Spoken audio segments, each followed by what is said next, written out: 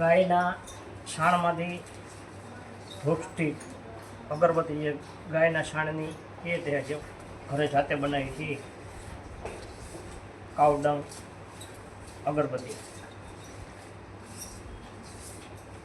આ રીતે અગરબત્તીનું બધું માલ સામાન અંદર જે આવતું એ નાખી અને પછી આ રીતે બનાવવાની આવે છે.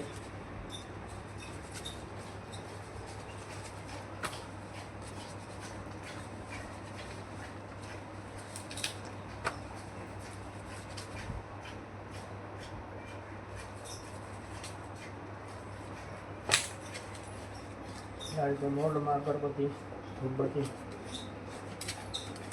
બનાવવાની હોય છે.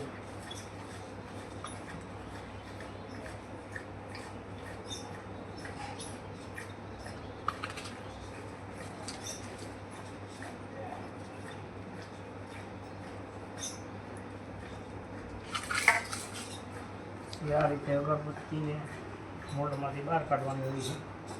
આને રાખો.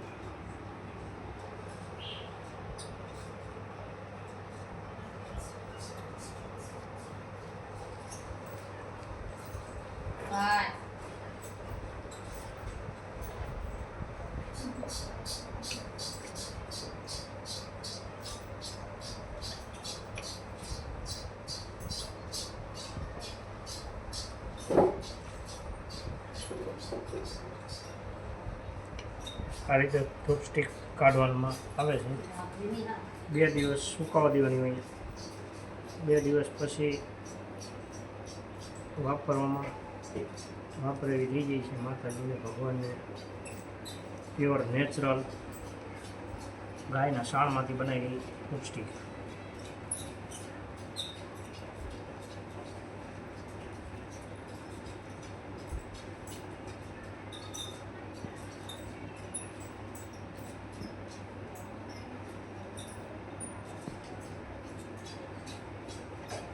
એક સાથે આટલી બની જાય છે.